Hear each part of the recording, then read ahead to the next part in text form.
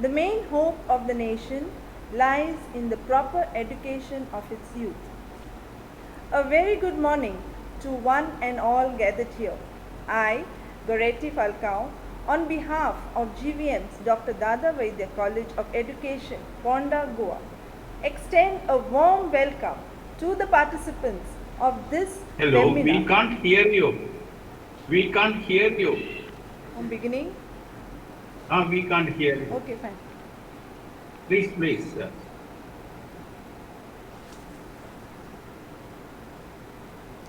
In the words of Desiderius Erasmus, the main hope of the nation lies in the proper education of its youth. A very good morning to one and all gathered here.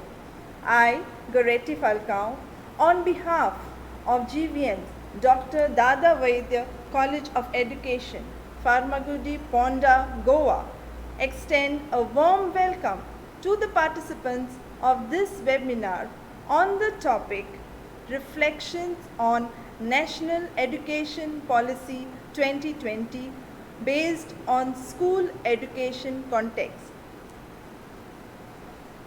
Providing universal access to quality education is the key to India's continued ascent and leadership on the global stage in terms of economic growth, social justice and equality, scientific advancement, national integration and cultural preservation. The National Education Policy 2020 envisions an educational system rooted in Indian ethos that contributes directly to transforming India, that is Bharat, sustainably into an equitable and vibrant knowledge society by providing high quality education to all and thereby making India a global knowledge superpower. The vision of the policy is to instill among the learners a deep-rooted pride in being Indian, not only in thought, but also in spirit, intellect, and deeds, as well as to develop knowledge, skills, values, and disposition that support responsible commitments to human rights, sustainable development and living, and global well-being, thereby reflecting a truly global citizen. Today's webinar has been organized to help the stakeholders to understand the various aspects of National Education Policy 2020. I now call upon the officiating principal of Dr. Dada Vaidya College of Education, Farmagudi, Ponda, Goa, Dr. Anna Nina George, to formally welcome the gathering.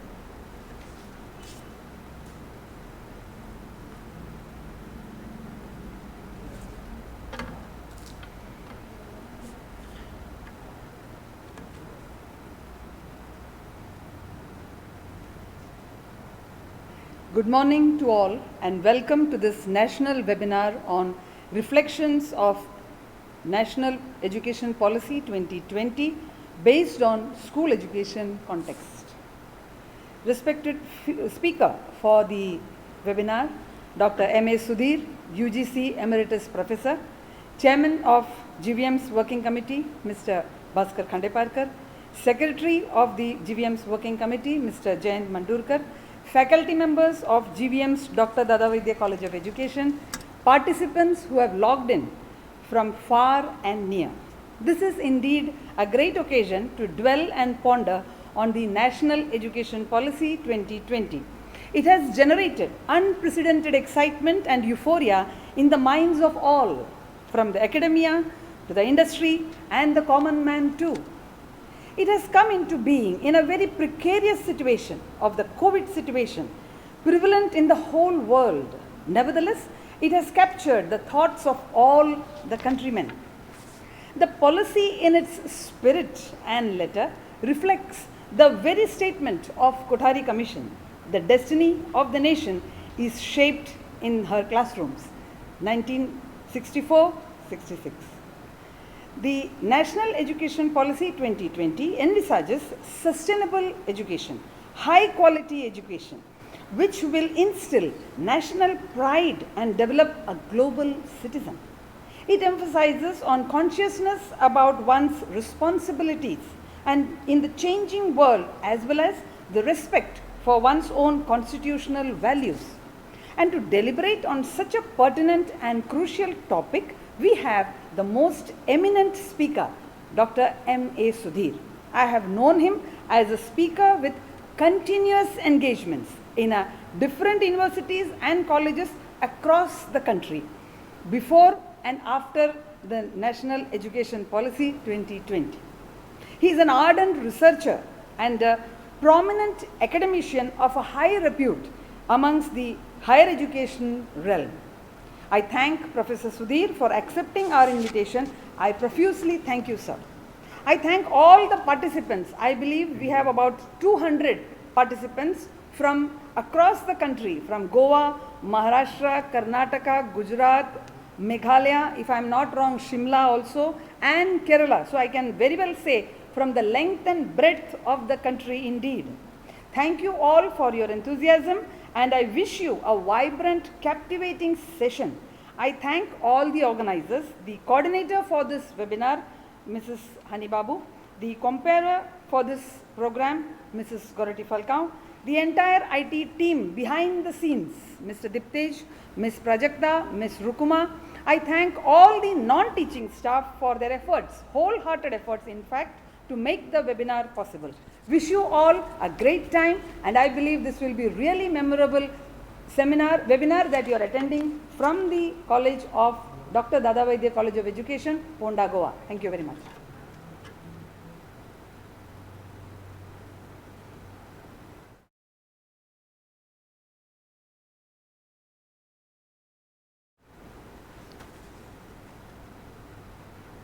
Thank you, Dr. Nina, for all your motivation throughout from the beginning. In the words of Christian Nestel Bowie, the light in the world principally comes from two sources. One, the sun, and second, the student's lamp. I now call upon Associate Professor Mr. Sunil Kumar, Associate Professor Mr. Ganesh Naik, and the coordinator of the webinar, Mrs. Hani Babu, to accompany the officiating principal, Dr. Ananilia George, to light the lamp.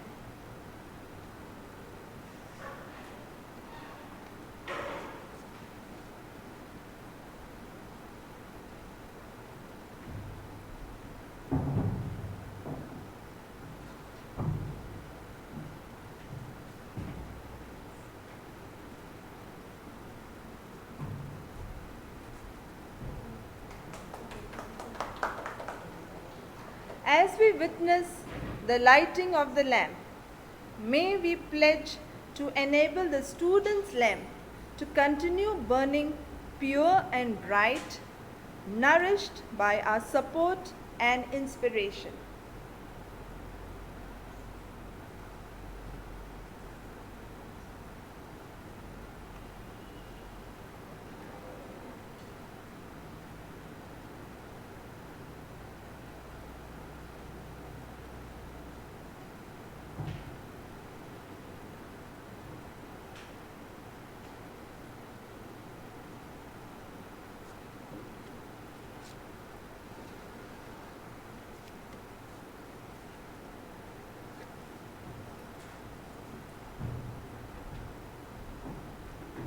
Thank you, ma'am. Thank you, sir.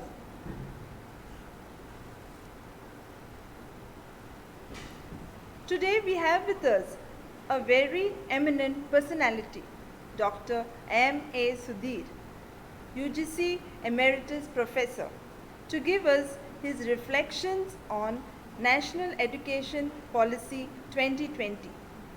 I now invite Mrs. Hani Babu, Assistant Professor, to introduce the keynote speaker, Dr. M.A. Sudhir.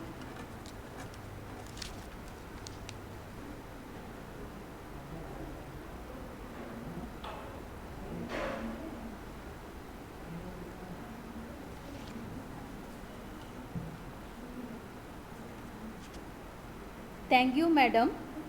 It's my privilege and honor to introduce the keynote speaker for today's insightful live webinar on National Education Policy 2020, organized by GVM's Dr. Dada Vaidya College of Education. For today's program, we have the distinguished academician Dr. M.A. Sudhir, UGC Emeritus Professor, Department of Education, Gandhigram Rural Institute, Tamil Nadu. Dr. Sudhir has 20 years of postgraduate teaching and research experience. Educational research, life skill education, teacher education, environmental and tribal education, and higher education reforms are his area of specialization. He served as a faculty for education for Northeastern Hill University and Rajiv Gandhi University. He was a former dean, faculty of rural development, and professor in the Department of Allied Research, Gandhigram Rural Institute. After his superannuation in August 2014, he appointed as academic coordinator for School of Pedagogical Science, Central University of Kerala. Dr. Sudhir is a member of national organizations such as NCRT, NCTE, UGC, and has served as academic bodies of number of universities. He is a nominated member of NCTE Eastern Regional Committee and has served on the advisory board of NCTE for the implementation of B.Ed and M.Ed program. He is a member in the panel for assessment and accreditation of higher education institutions by NAC. Dr. Sudhir is also the visiting professor at various Indian universities and has served as a resource person for various national seminars and conferences.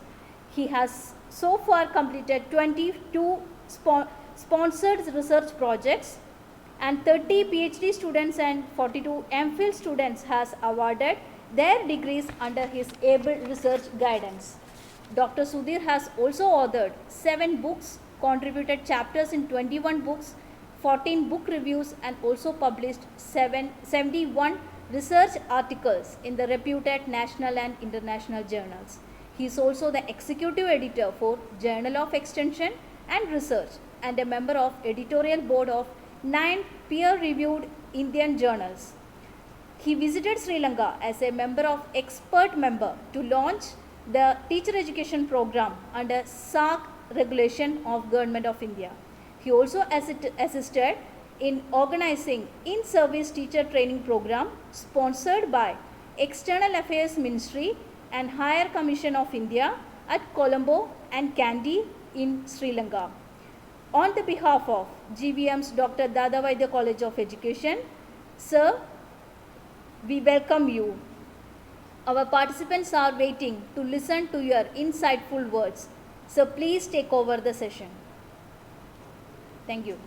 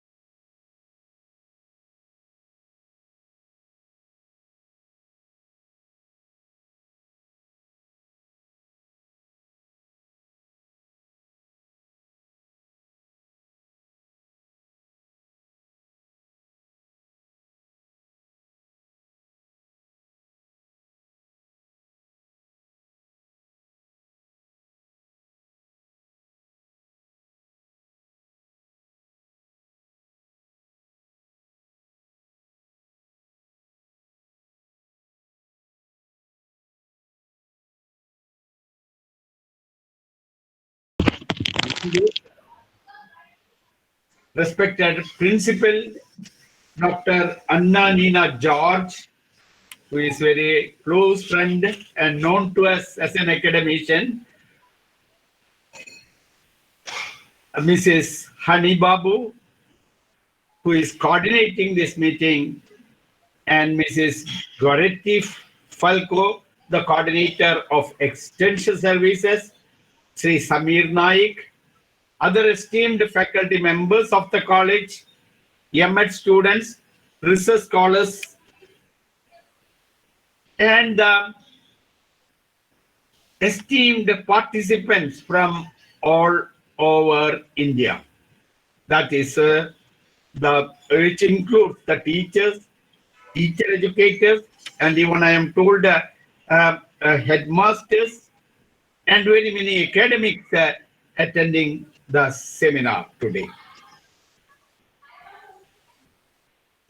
First of all, we have to appreciate and admire the contributions of Goa Vidya Prasarak Mandal, that is GVM, for the quality education of the nation itself. Particularly, we congratulate Dr. Dada Vidya College of Education for the professional development of the teachers in India, both in service and pre-service programs. And they have launched a multi-pronged programs in the campus. They have a diploma in pre-primary teacher training program, 2-year pre-service B.Ed and M.Ed programs, and also I was told that the college is a approved research center for PhD, for undertaking PhD and other research projects in the field of education. And I am extremely very recently, Dr. Anna Nina George has joined and has taken over the leadership, and she and her team has organized a number of webinars, in this context, even in this COVID pandemic period, they have conducted a number of national and regional workshops and seminars. Now, coming to the theme, dear friends, today's theme, as announced, is theme is on reflections on national education policy, that is NEP 2020, in the context of school education in India. And I'm extremely happy with today's theme that we deal with this NEP 2020. We have still some more time to give some reflections to the government of India for for launching, having this national policy for the country itself. And the keynote will be in the keynote for the next 1 hour. I will deliberate 4 aspects related to the NEP 2020. First one, the reflections on NEP 2020 itself. Second one, the reforms and recommendations for school education according to NEP 2020. Thirdly, we will discuss about the salient features and suggestions for school education. And finally, we can have some deliberations on concerns and challenges of teacher education also. So, coming to the National Education Policy 2020. The National Education Policy can be considered or is a landmark in the history of Indian education. No doubt about it.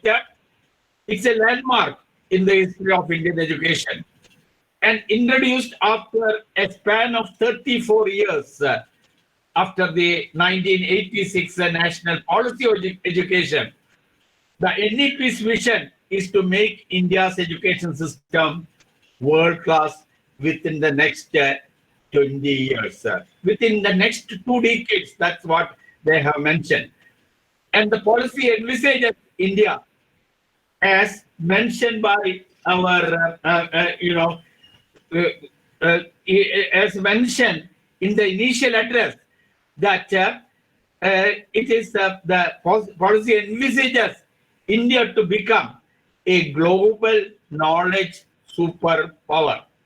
No doubt, the policy, unlike the last one in 1986, it is holistic, it is comprehensive, it is flexible, it is futuristic, and even I will say it is learner-centric. And according to the chairperson, Dr. Kasturi Rangan of this NEP 2020, he states that NEP 2020 is a roadmap and gives action dimension to revamp the entire structure of education in India, school education, higher education, even I will say the teacher education also. That is transforming and creating a flexible and dynamic education. This will yield to progress of nation, and it will also promote multidisciplinary and holistic development of the learners or the children. So we have to see that the national policy they have brought in, and that national policy has come up with certain strategic reforms and innovations for the school education in India. While bringing the policy or seeing the policy in the context of school education, and the policy is a welcome change as it emphasizes multidisciplinary learning and, as I mentioned, holistic development of the learners. And also, they have adopted a flexible approach to school education, more flexible approach to education. But we have to pursue and critically evaluate the recommendations or reforms suggested by the NEP 2020 in the context of school and teacher education today. That is very, very important, because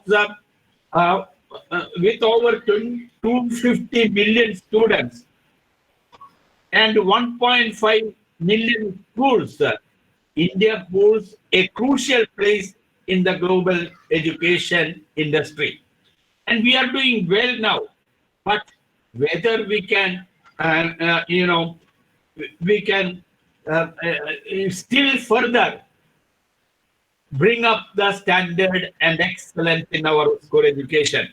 That is the mission with us, and we can see this or critically analyze the policy from this point of view. One, I will say, as I am from Gandhigram Rural University, as I come from this Gandhian background. From a Gandhian perspective, we can say education is the most potent tool for the development of the conscience of an individual and for the reconstruction of the society. Development of the conscience of the individual is very, very important, and reconstruction of the society also should go along with the development or with the education. Or education should bring that transformation both in the individual and the society, according to Gandhiji. From this perspective, we can say, we can even assess how far the policy is going to help us. And it is the right time. That is, the ministry is asking, that Ministry of Education, this is asking us to give our reflection from the stakeholders, or from all the stakeholders, till 31st of this month. They are, accepting our reflections or feedback on the policy. Perhaps there are still some more changes or reforms we can bring in the policy itself. And as I stated, NEP has recommended a new curricular and pedagogic structure for school education in India. No doubt about it. And policy recommends restructuring of school education with 15 years. Now, as per the Kothari Commission report, we have made it into 10 plus 2 plus 3. And we have the school education, first 12 years of the school education. But the NEP suggests a new curricular and pedagogical structure, that is 5 plus 3 plus 3 plus 4 structure instead of the 12 years, that is 15 years they are recommending. We have to pursue, or we have to analyze and state whether this is required or not. But I will say, according to the new policy, schooling for a child in India begins at so that we can have a universalization of education of children from 3 to 18 years. This is a glorious suggestion brought out by the policy. And also, they have divided the school education into 4 stages instead of primary, secondary, higher secondary, like that. But they have given very, very consolidated stages for school education. That is, first one is the foundation stage, that is between 3 to 8 years, and it includes 1 and 2 grades, or the first and 2 grades. Foundations, we are bringing the children 3 years, and they will be in the foundation stage of the school between 3 to 8 years.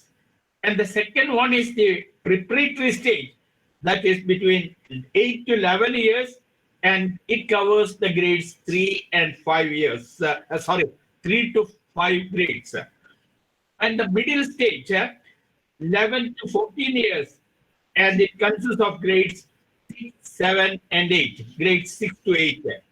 And the last stage, 4th stage in school education, is the secondary stage, 14 to 18 years, with the grades 9 to 12. Do you really want to watch a video that looks like this? They have given a very, very concrete, structure or a pattern for school education in India for the coming 20 years. And even they say students can opt out at 10th grade and rejoin the 11th within a reasonable period of time. This type of a flexibility also they have given. But now let us examine each of these stages. We have to be very, very careful whether we should accept this, or we should have some more suggestions with this reform suggested by national policy or national education policy. And we have to see whether this to find whether the new structure given by or offered by national education policy, whether it is psychologically and pedagogically sound. This is the most important part of it. We have to find it as psychologically, pedagogically, even I will say in the COVID pandemic period, whether we have to see it is technologically also how feasible it is this policy recommendation.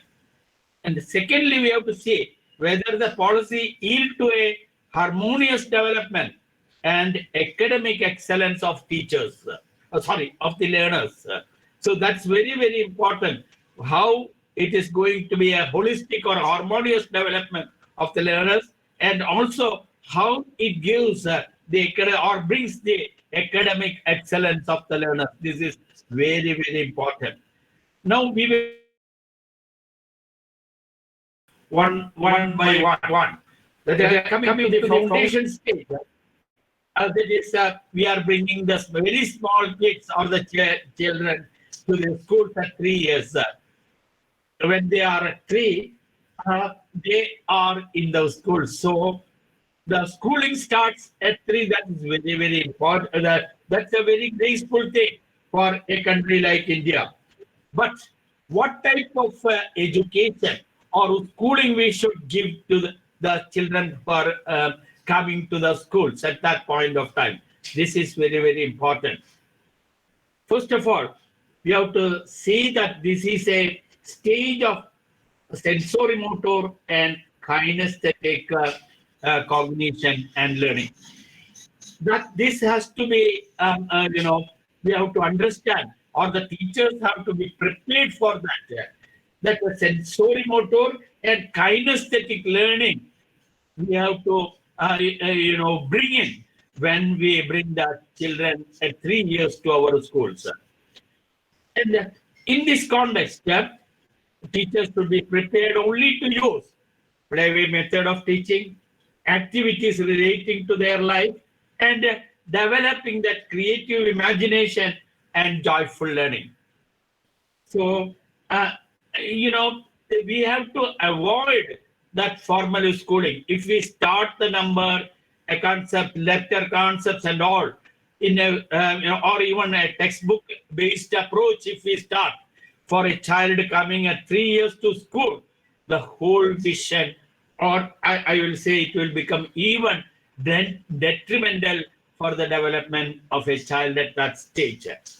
So we have to be very, very careful that we have to avoid the textbook-based rote learning methods at this stage. And learning should be pleasurable, and it should be participative and creative endeavor. Of course, for the grade 1 and 2, we have to expose them to basic skills needed for life. That is, as Gandhiji says, the basic education context should be brought in at when they are at the, grade 1 and 2.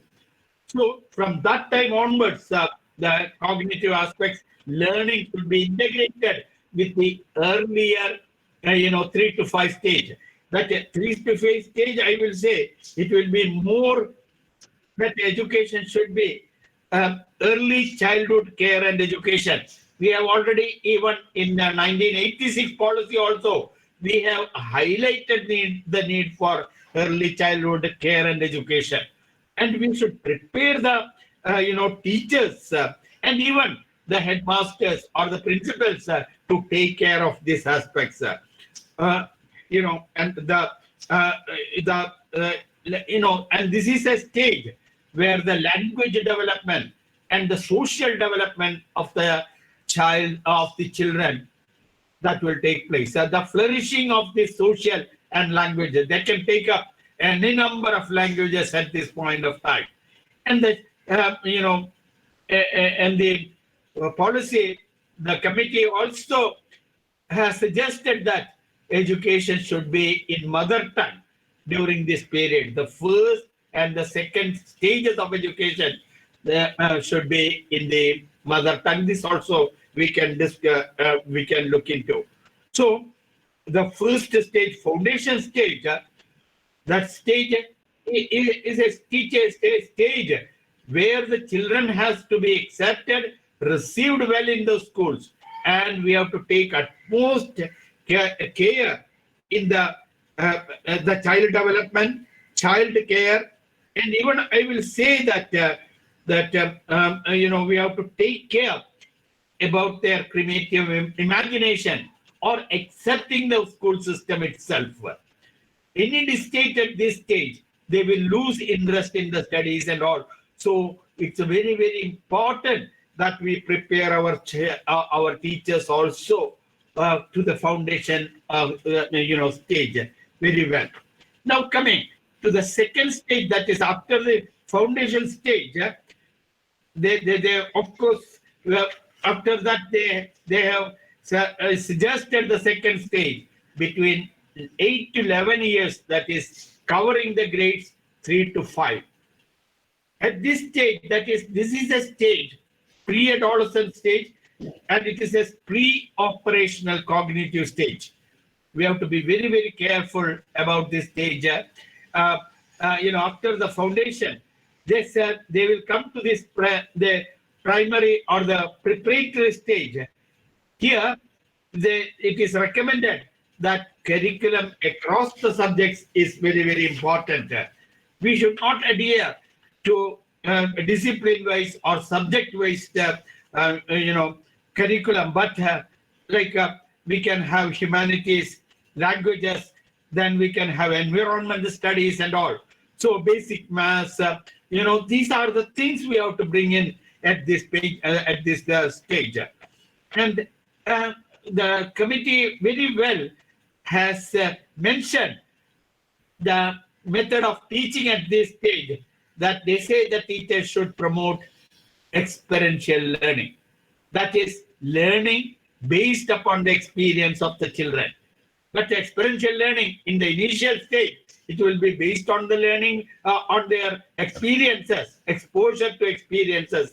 But later on, it will add to the reflections and applications and all. But at this stage, we can give that exposure to experiences, exposure to practices, and exposure to realities to the world, of the world. That will be more amiable for the children at this stage. And the National Education Policy has rightly mentioned this aspect in the policy document. And it is argued that we have to give hands-on training, that even we can expose them to computer logarithms and all, and even they can use the gadgets well. And we can have methods like storytelling. Policy has rightly mentioned arts and culture we can bring in theatrics and all. Policy. This can't be integrated into our into our classroom teaching or instruction, because these are, although we know and although we we advocate, this is not happening in the Indian schools. So can we bring up this the novel methods and giving more and more experiential learning practices to the children? That will be the prime point in the preparatory stage of education. Of course, activity-oriented constructive pedagogy should be brought in, and the teachers should be trained for the activity-oriented method, and you make use of the constructive pedagogy in their classrooms. And the teachers also should go not in depth into the subjects. They should be able to handle all subject and bring they have to handle all education subjects at that point.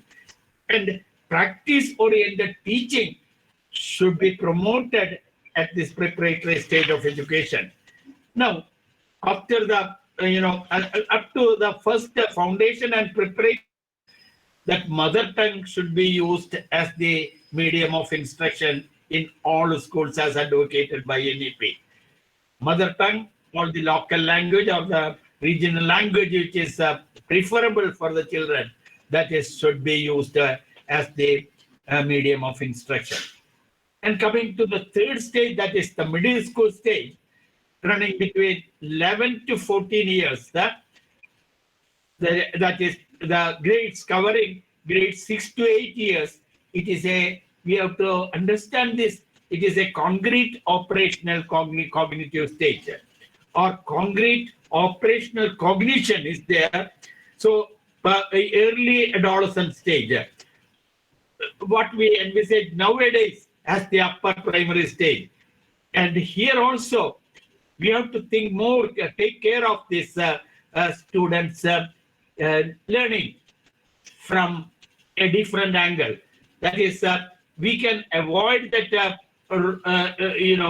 that is the rote memory, and we can bring in at this stage. We can even go for an extension of the experiential learning methods, and of course, we can introduce subject-oriented pedagogical and curricular stage. Each subject we can bring in, and we can identify the interest of the children at this stage for which are for the subjects, or for the whether they are good in proficiency in languages, social sciences, science or mathematics, or computer sciences and all. This is the stage they explore. So we have to arrange the curriculum to make the curriculum in such a way to orient the children a proficiency in various various disciplines. That even we say the curriculum across the disciplines should bring in at this stage. And this is a stage where we start or promoting the skills also. The promotion of skills also comes up during this stage, that is 11 to 14 years. And the committee, that NEP says that we have to introduce the vocational education to all children. It is not a vocational stream separate and all. To all children, the allied vocations we can bring in, and that vocational skills also should be developed from class, at this middle school stages. Apart from the experiential stage learning, we can go for laboratory-based instruction, demonstrations, even we can give them project work and field work, and a collaborative learning should be, should be made for the children at this point of time. We have to collaborate with many teachers or even many institutions and all. That collaborative learning should be promoted at this middle school stages, and should be given opportunities for investigative activities to promote independent thinking and innovative ideas. They have to generate their own new ideas and independent thinking that they can reflect upon the experiential learning. Earlier, they are only exposed to their experiences. They will start on reflecting on that experiences, and they will bring in new or novel ideas. That is reasoning, innovative ideas and skill development should become an important aspect of education at the middle school stages. Reasoning skills, investigative skills, even soft skills, and I will say even the life skills should be, should be oriented. The students should be oriented in all these various forms of, that is, skills at this stage. That is, the basis is to that skilling. We should start that skilling, and later on we can go for upskilling that their skills. They can change the skills or update the skills at a later stage. But this is the stage for initiation to vocational education, skill development, and reasoning among the children of our schools. And third, fourth stage recommended by the NEP is a secondary stage that runs between the grades 9 to 12 years. That is the post-adolescent stage of 14 to 18 years. This is a stage of abstract thinking, and a more depth in teaching learning process should take place. Content pedagogy integration should come up. We should not see the content and pedagogy separately. We have to integrate more of content pedagogy. Even I will say, even the techno-pedagogy also should be brought into the classes. Content, pedagogy, and technology should be integrated into our teaching at these stages for the secondary, or even both the stages of secondary stage of the secondary stage. That is, we have to develop we have to nurture, according to the policy, critical and creative thinking abilities among our children. This is very, very important. How you nurture the critical and creative thinking, and greater attention to life aspirations. Also, it is recommended in the policy that what they want to become and how can they can get into their aspirations. This should be given, or students should be prepared for, and they should be exposed to that greater life aspiration. That attention should be given for that this stage. And we can have more learner-centric pedagogic strategies that also should be continued. Why should we have that learner is the nucleus, or learner is the center of the entire instructional or pedagogic activities? And they say greater flexibility also should be given to the students. That is the choice of subjects. We should not make them into rigid compartments. Instead of that, we can give we can give them a number of subjects, and they should be the students should be able to pick and choose whichever combination which they have the interest or they have the talent. So even that according to chairman, they say a decision making for life itself and a decision making for the subjects of studies. We can have students can have a combination of mathematics, music and modeling. This can be a combination, or chemistry, computer science and cosmology, or we can have pedagogy, psychology and philosophy. Any type of combination. Even there is no harm in introducing a subject like pedagogy at +2 at the secondary stage of education, because some of the students will be willing to come, or they have that ability in teaching. So we can, if you introduce a subject like that, they can take up that pedagogy as a subject, and they can come to the to the teaching profession at a later stage. And this is a stage students need a lot of concern about what to study and how to study. And they say that students should be given an option to exit at grade 10. If they want to go for some other work or some other assignment if they take up, why not they give an option of exit at grade 10, and they can re-enter for a for 11 and 12 grades. And even it's transferable of schools also possible. If they don't want to do with this school, they want to go for another school with a number of other courses are available. That also is possible by opting them out from at the grade 10. And they can re-enter to the system in 11 and 12 classes. We have to discuss about this, how far this will be achievable in the context of the Indian schools, that also we can deliberate. And of course, the national education policy, they envisages very, very outstanding methods methods of teaching at the secondary stage of education, like inquiry-based methods, discovery learning method, and experimental methods. We have started with the experiential method. Now they can go for more investigative experimental methods, scientific inquiry, discussion and analysis. This should be given more in this should be promoted in the secondary stage of education. And there should be no hard separation among the curricular, extracurricular and co-curricular activities.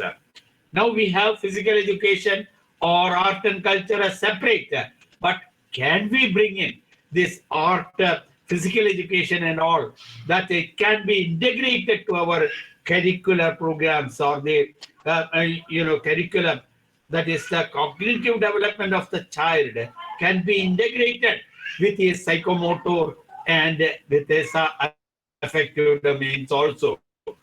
That's very, very important. And at the same time, this will help to develop the character, the values, and even the interest of the children at this point of time. So I have discussed about the 4 stages and how we have to have our teachers prepared or trained for dealing with these 4 stages separately, or they have to have an idea about the integration of the 4 stages. The foundation stage, the preliminary stage, and the middle school stage, and the secondary school stage. These are the 4 stages very well recommended and suggested by this committee. Now we will take up some of the salient features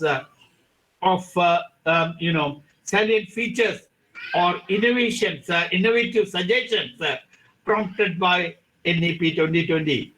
That is, one is, as I already mentioned, the mother tongue as a medium of instruction for the first two stages, 11 up to 11 years. That is, during the foundation and preparatory stages, we should have that mother tongue as the medium of instruction, and also they recommend 3-language formula in the schools. Many of the states have agreed to it, but I am from a state, Tamil Nadu. We have divisions or we have something against this because we are Tamil Nadu is very well, promising with their 2-language program formula. So we have to look into this 3-language formula suggested by this NEP 2020. Then second one, as I mentioned, the vocational education from the middle and the secondary school stages. How far it will be feasible to have this skill enrichment and vocational education in our school stages? Of course, the policy envisages we can have agri-related or industry-related or technology-related, even culture-related, or even that whichever is related to the local areas, even marine technology and all. This all should be integrated to the vocational education, and there should not be two divisions, like one is going for the academic and another one is vocational. No, this has to be integrated during the during the middle school and secondary school stages. So this is language is they have decided, and vocational education and skill development. That skill development also, I wanted to stress that the policy says that we should start with the basic skills in the foundation stage itself. Then we should bring in the scientific skills, soft skills, reasoning skills, professional skills, and vocational skills. And I will include the life skills also. All these type of skills should also be generated among the children during the course of this 4-year school education. This is a uphill task, but we can do it, and this will help or strengthen or empower our children's, the quality education for our children. And another point is assessment of the learning outcomes. So the policy is very, very particular about the assessment of the learning outcome. They say that there should be a assessment at class 3, class 5, and grade 8. 3, 5, and 8 grades, they should have assessment of the learning outcome.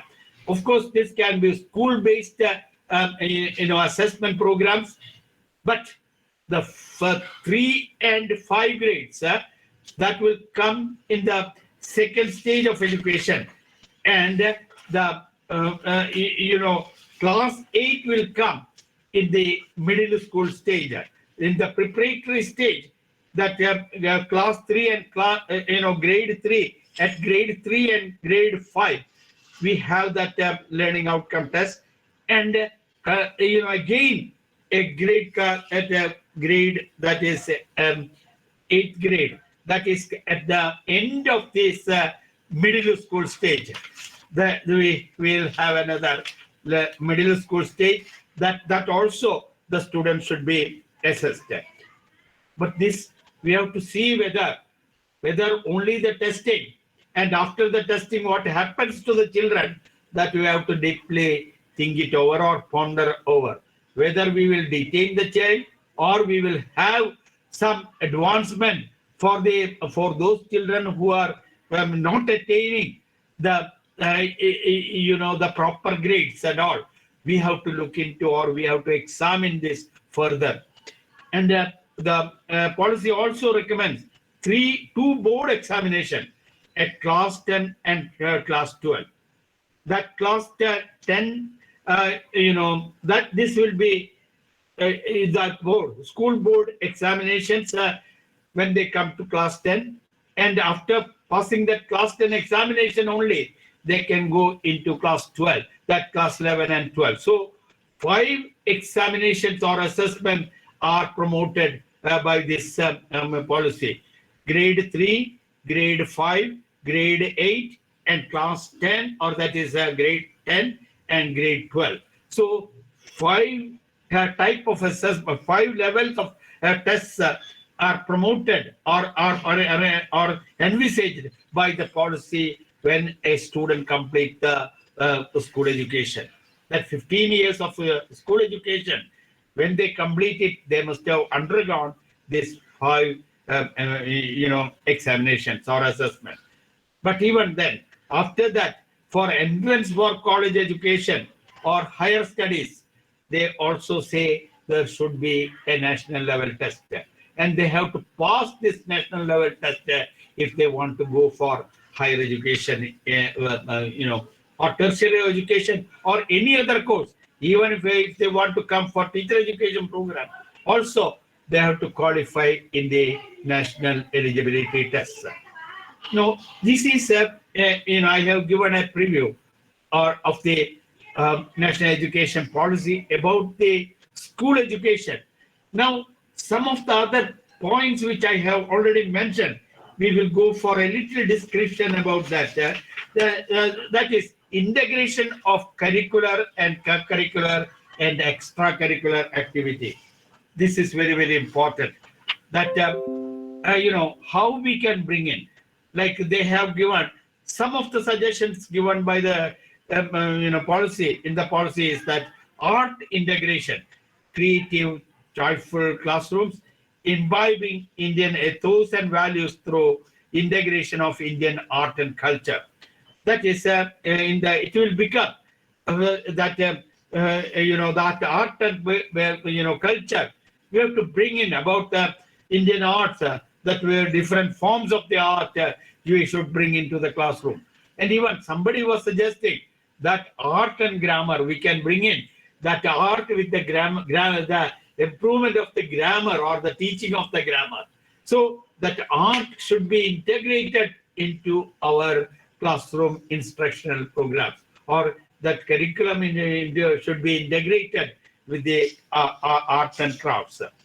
It should not be separate as it is now. Second one is the sports integration. Across curricular pedagogical approaches should bring in the physical activities for subject learning, like Hello English language learning can be collaborated with the physical education, or even mathematics should be related with the cricket or the sports or games. So this type of an integration of sports with the curricular subjects should be promoted during the school education, especially during the secondary school stages, they say. This is needed for skill acquisition and even for collaborative learning, self-discipline, teamwork, and citizenship training also. Then sports integration can even be integrated, or it should be related to the health promotion.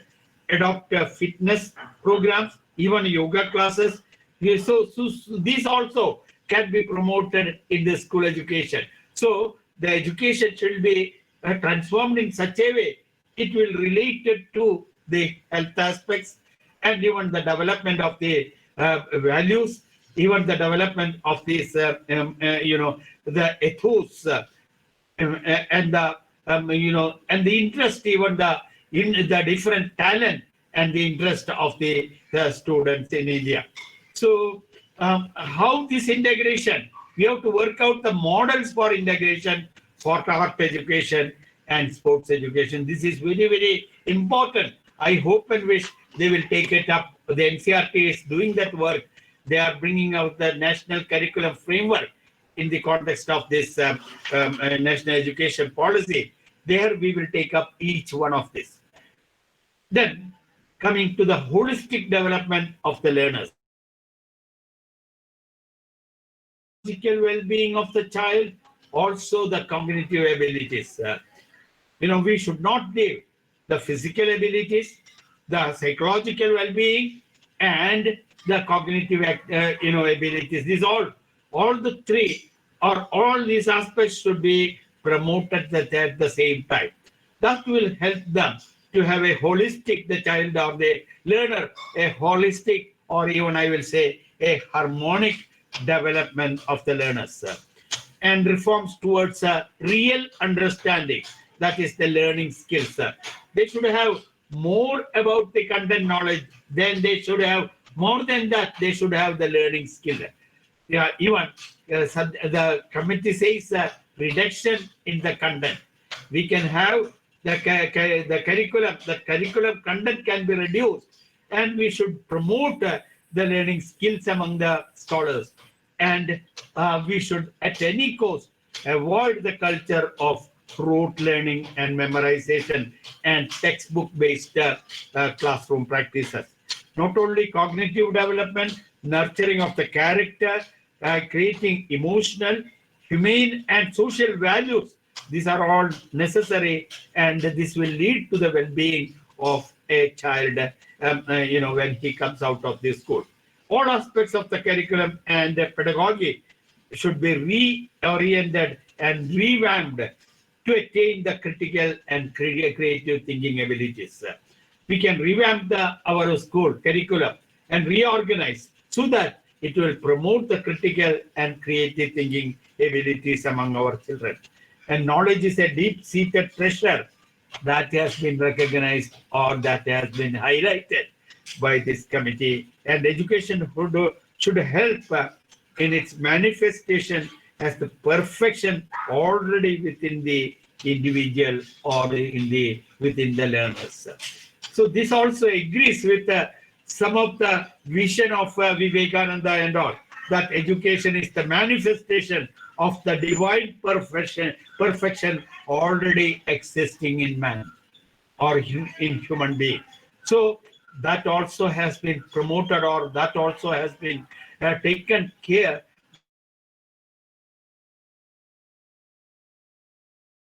Now coming to the teacher education, challenges of teacher education as per this national education policy, I will say that some of the recommendations are very crucial, and we have to negotiate with the recommendations very, very critically, whether it will be feasible or whether it is going to, how it is going to affect the standards of the school education or the existence of the teacher education program in the country itself. And first of all, they say pre-service teacher education program need to be reoriented. There is no doubt about it. We have to prepare and equip our teachers for the NEP reforms. That is, teachers with competencies or teacher competence for the 4 stages, like foundation, preparatory, middle, and secondary stages. We should have the teachers for all these stages, and they should be well prepared and well equipped. And according to NEP 2020, teacher education will be gradually moved into a multidisciplinary colleges and universities. This is debatable, and we have to look into this decision very critically, whether a college like our Cbse college, whether it should be, should be sent to or it should be housed in a multidisciplinary institution, or whether we should have these institutes of education in India, or how to bring up the standard or quality of the institutes of education.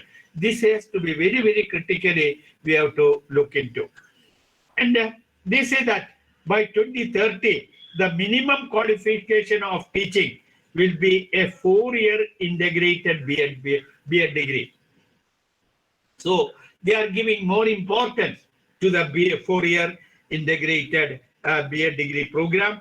As it is now, this B.Ed 4-year integrated B.Ed programs are offered in the regional colleges of education and some universities. In my own university, in Gandhigram University, we have introduced this 4-year integrated program. So let us see the feasibility of this 4-year integrated program in our teacher education institution. This is one thing we have to look into consideration. That is B.Ed program offered by the multidisciplinary higher education institutions by 2030. And this become, and 4-year will become a minimal degree qualification for school teachers. So, this has to be looked into, but the committee, that is the policy that is also promotes, they say that we can have, even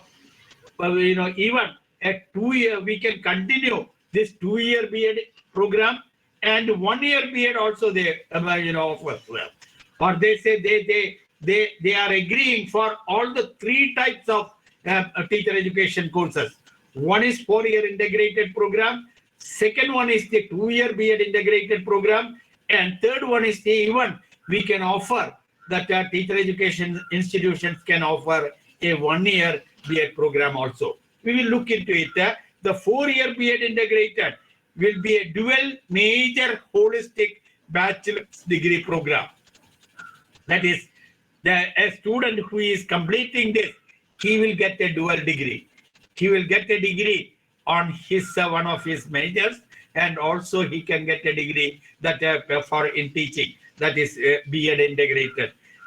Or he can get BSc and B.Ed. Dual degree he is getting within the 4 years. And he can be that teacher who is coming out of this B.Ed integrated program can have a specialization in the subjects like language, history, music, mathematics, computer science, chemistry, economics, or physical education. In any one of this, he can have a major degree, and also he can have a teaching degree also. So this is very, very, this is the recommendation, very, very important recommendation which has been brought out by NEP 2020. But coming that, they are also granting for that, they say that the higher education institutions offering 4-year integrated B.Ed program can also run a 2-year B.Ed program for students who have already recognized a bachelor's degree in a specialized area. So if they are not joining after their after their plus 2 stage, that is 12 years of education, after that, either they can come to our 4-year integrated, or if they go for 4-year degree programs in other arts and science courses and all, if they want, they can come back to our to the teaching profession with a 2-year B.Ed program. So 2-year, they say that you can run this 2-year B.Ed program for those students who are having a graduation, or they are completing their graduation courses from in arts and science, or even in engineering, technology and all, that it will be open to them. Even they can come for teaching with this 2-year B.Ed program. And also the NEP says that we can have a 1-year B.Ed program. It can be offered for candidates who have received a 4-year undergraduate degree in a specialized subject. Because at a higher education level, at the tertiary education level, when they for the undergraduate courses, the committee is recommending 4-year integrated programs. So not only for teacher education, that when they a student completing the 4-year degree program, if they want, they can come and they can go for come to the teaching with a 1-year B.Ed program. So that NEP envisages all the 3 types of B.Ed program: 4-year integrated, 2-year integrated, and 2-year B.Ed program, and 1 year B.Ed program. And it is also noted that is scholarship for meritorious students will be established for the purpose of attracting outstanding candidates to the 4-year, 2-year, or 1 year B.Ed program. This is aspects that we can attract the best students for the teaching position with this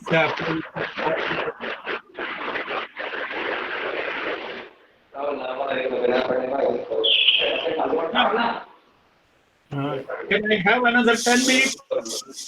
Okay, now we have the, another prominent decision or prominent recommendation is that standalone teacher education institutions will be required to convert to multidisciplinary institution by 2030.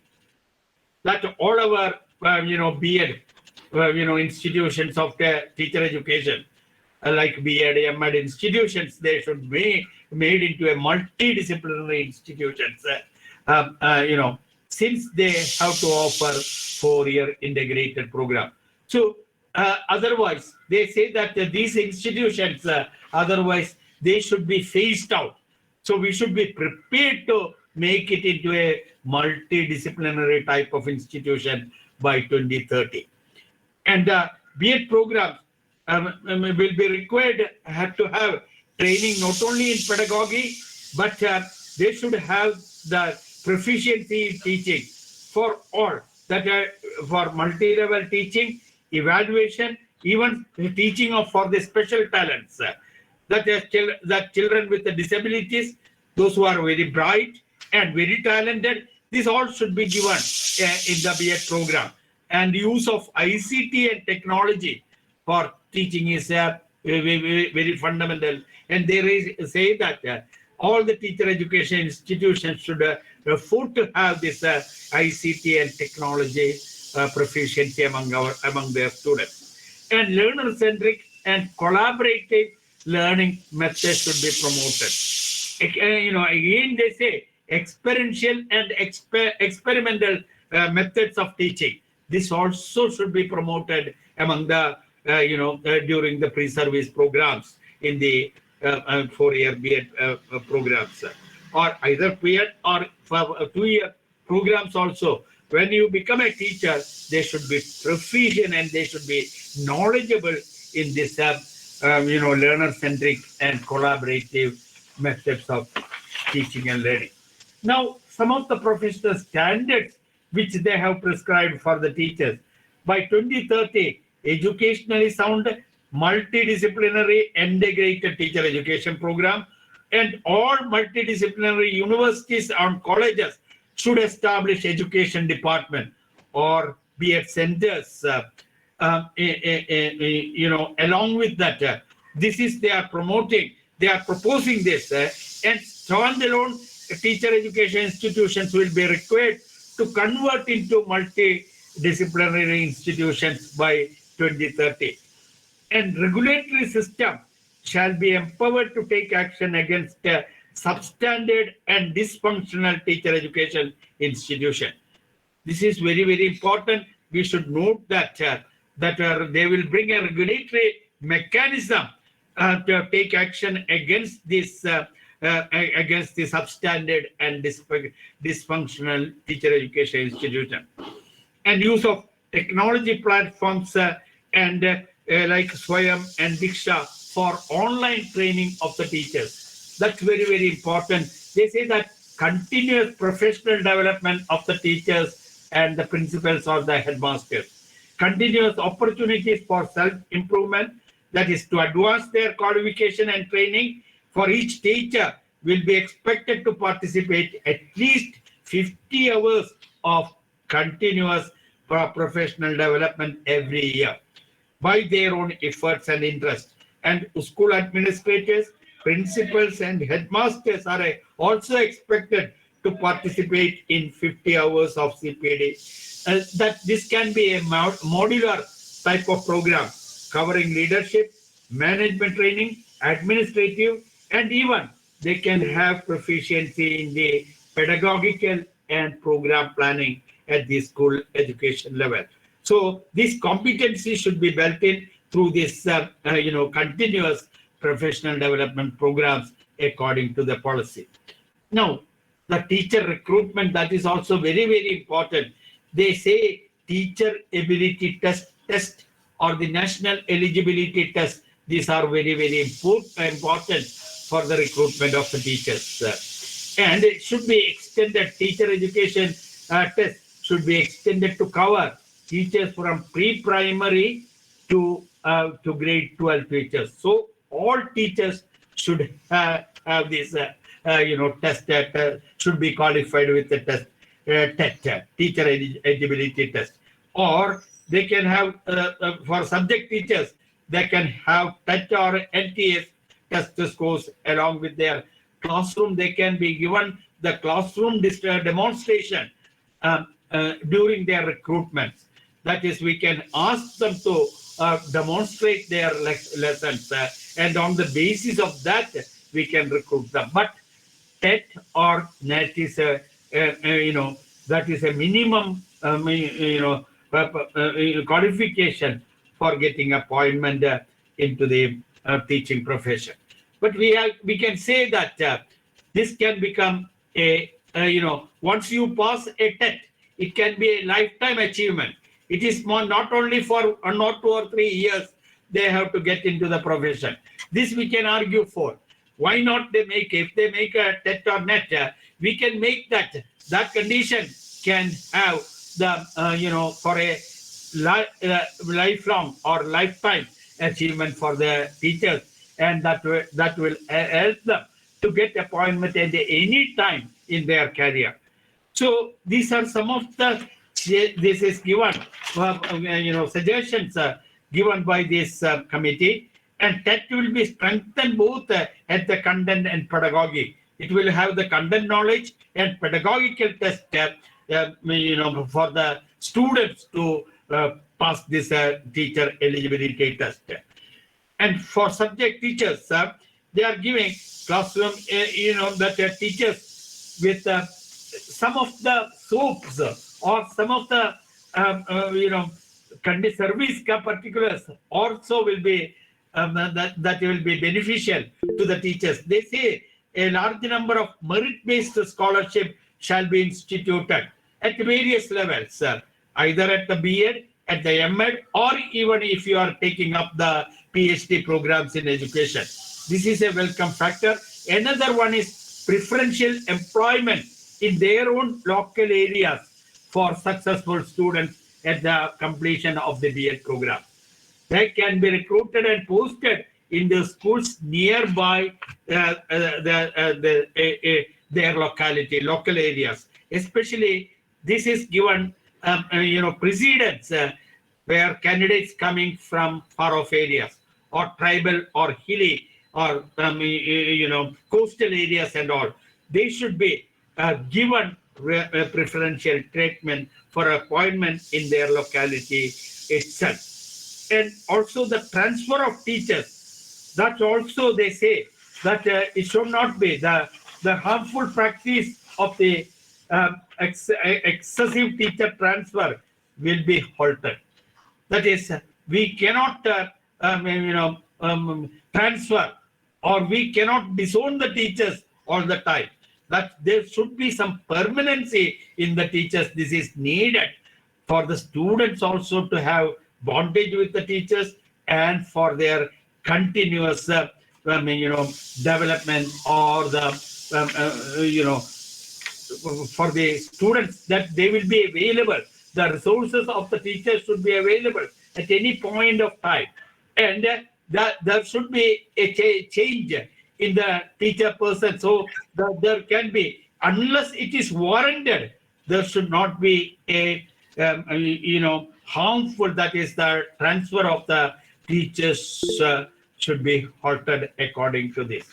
According to the, sir? I think I will wind up now. So these are some of the suggestions I have noted, or I wanted to highlight in the context of the school education and teacher education. Now it is open for discussion. Some of these areas I have given I have given from what the content, what is given in the NAP from an academic point of view. We can bring it when it come to the practice, how it come, and how this, that this policy recommendation should be taken into consideration. We can have some debates now, or we can have, I can take up any question from you. Thank you very much for giving me a chance and to address you all. Well, all the teacher educator, I am very happy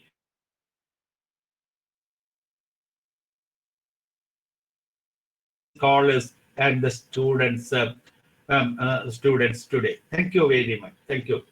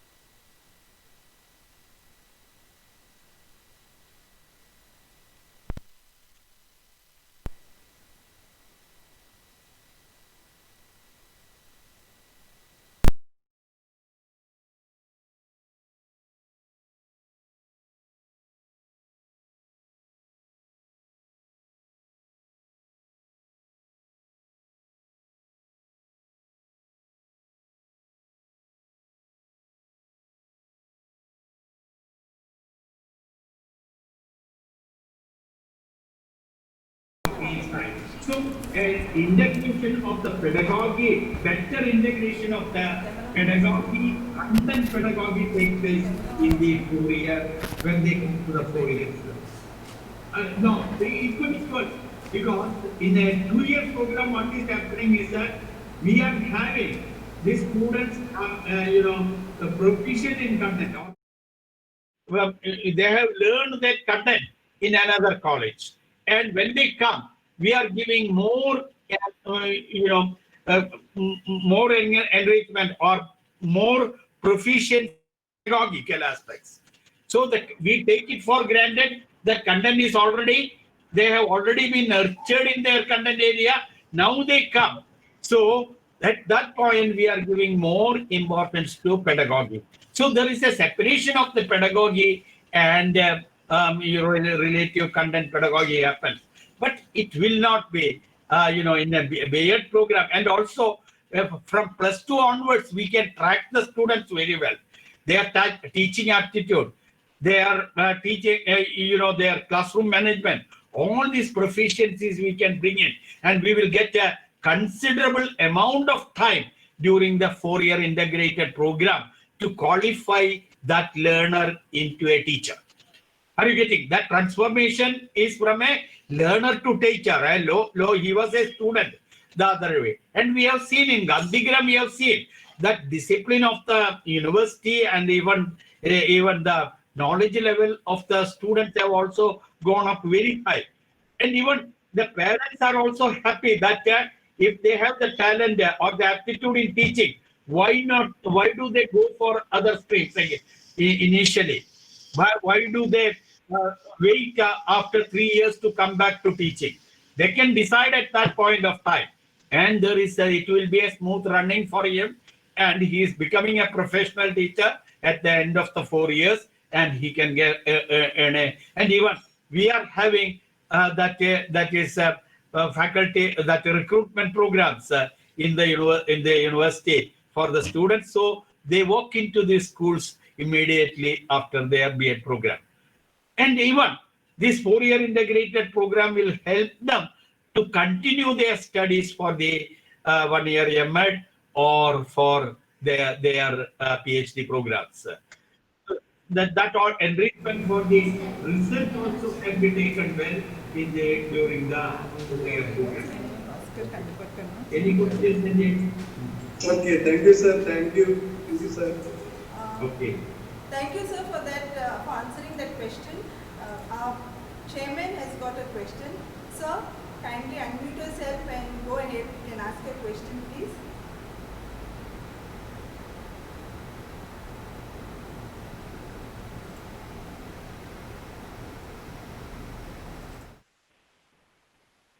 Okay, come on.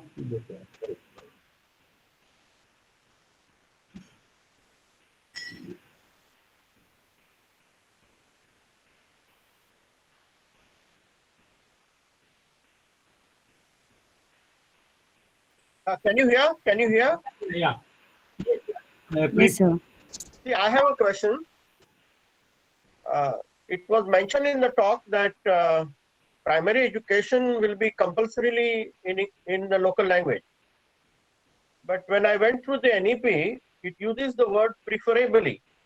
It doesn't say that you have to compulsorily have in the local language.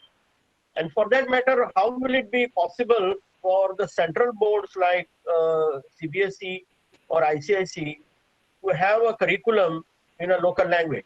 Because they have been teaching in English all this while. How will it be possible? Please explain. Yeah.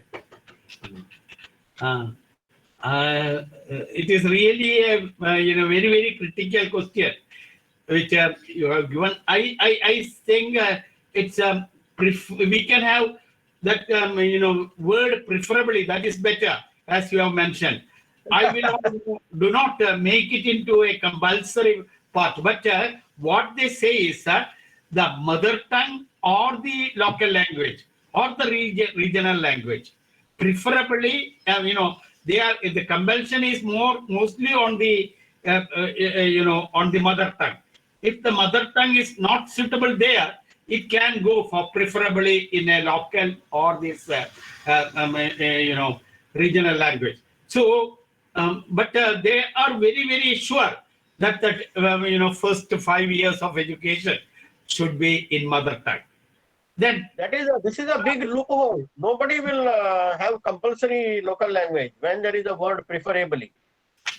CBSE and ICSE for preferably, that is, we will not go for compulsory. Preferably, that is the word, suitable word. Yeah, Then so- word also is preferably. So Yeah. it is back to square one as far as primary education is concerned. It left to people, it left to stakeholders in which language they will teach the students. Yeah.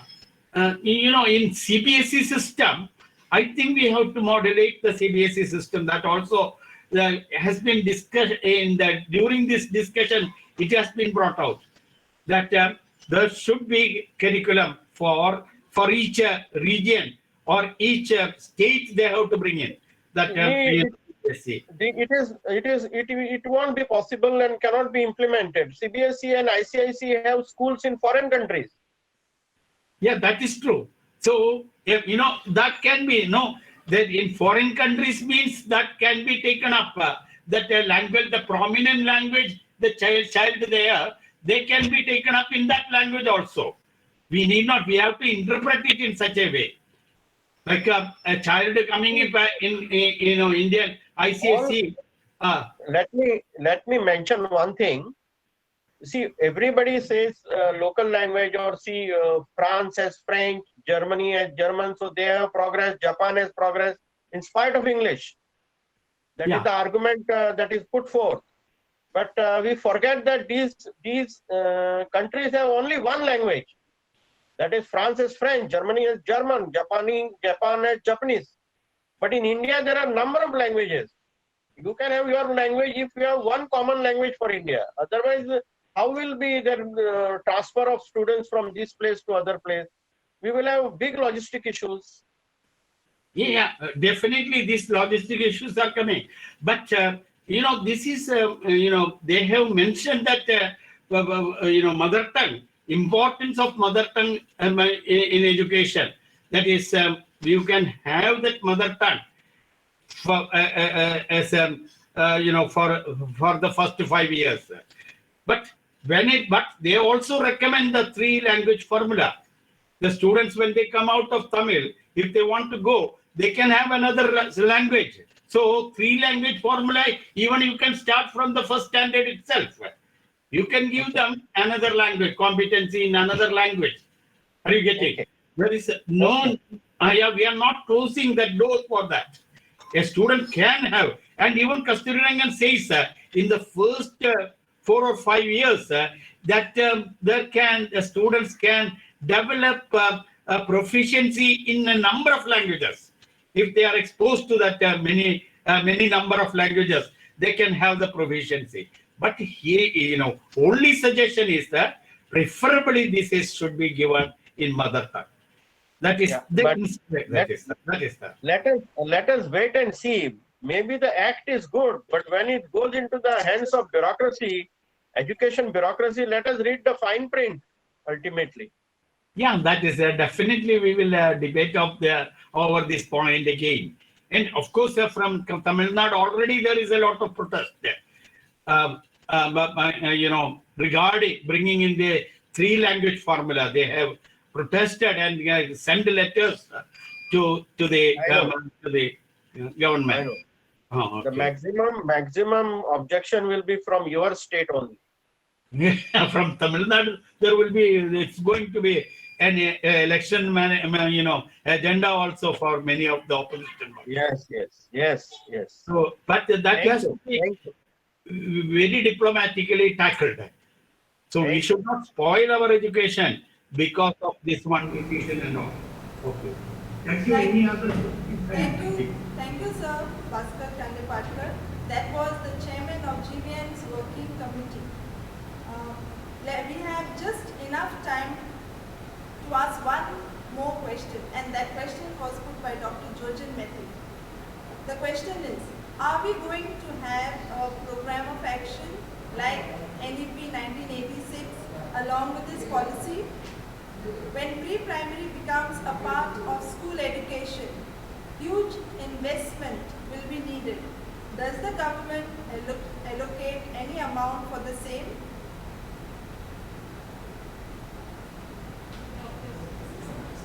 Okay.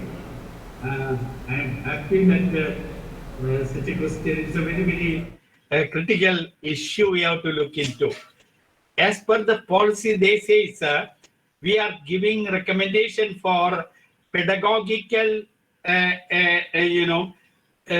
change in the structure and pedagogy only, and we should that may not require many financial commitments, and they are not going to give much financial support to bring in these changes. So they are only saying they are bringing changes in the curriculum, the structure, the pedagogy, that pedagogical aspects, and that curricular aspects. So they say that, but I will say, as he mentioned, it may involve a lot of money. Financial requirement is needed, even for the preparation of the teachers, and even equipping the teachers for this new curriculum framework. Secondly, I will say that is many of the infrastructure also has to be built in. When you bring in four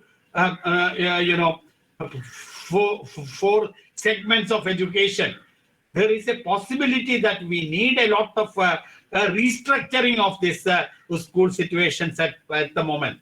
That may require a lot of money or funding. So without that, this this program or this NEC will not be successful. But as he mentioned, there will be a program of action. We can recommend that there is a program of action for this, an action program we can bring in.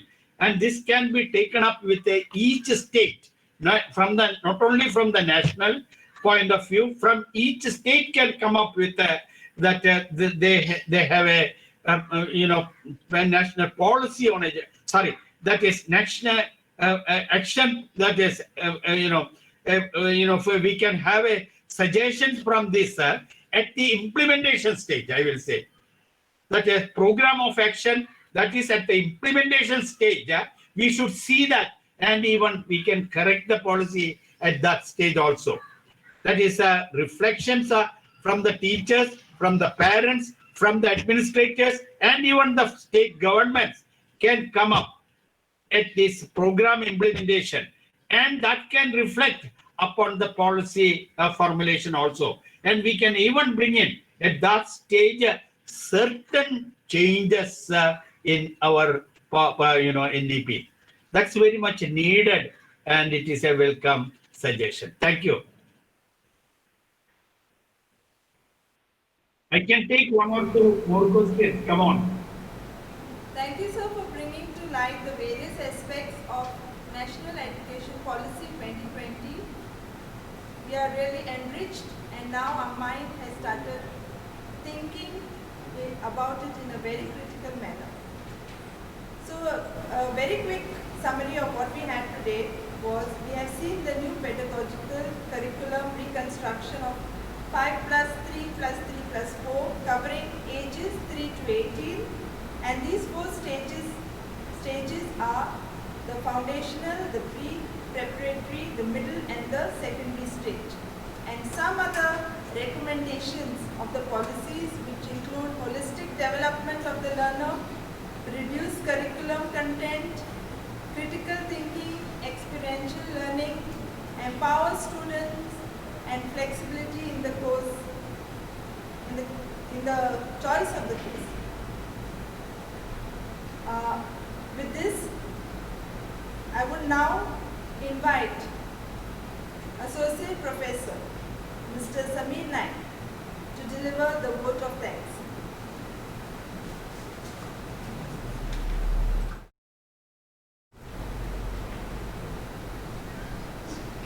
Good afternoon. I consider it a great privilege to propose a vote of thanks to all those who have made it convenient to attend this webinar. Well, we are deeply grateful to Professor Dr. M.A. Sudhir, UGC Emeritus Professor, Gandhigram Rural University, Tamil Nadu, who has accepted our invitation to be the keynote speaker for this live webinar on the topic Reflections on NEP 2020 based on school education context. We are extremely grateful to you, sir, for your insightful address and the guidance you have provided to us. Thank you, sir.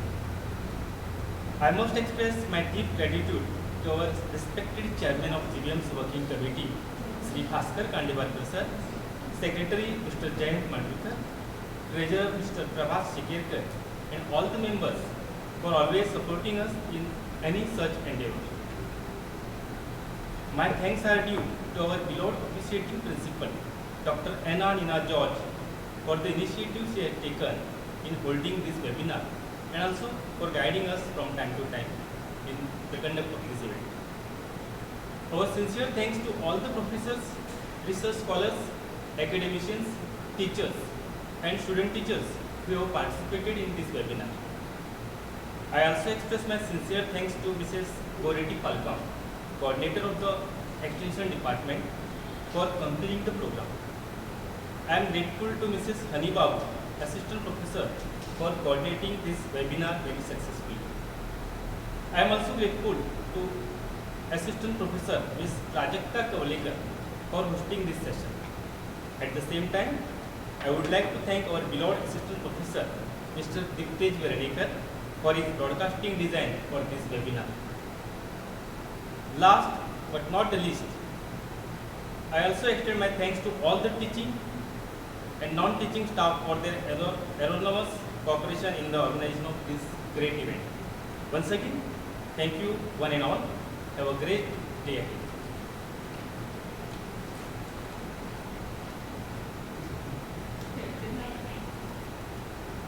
Thank you, Mr. Samir Naik, for the vote of thanks.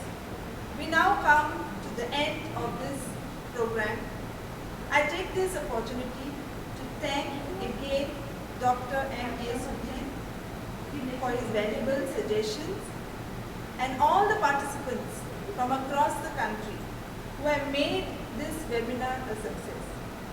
Thank you, stay safe and have a nice day.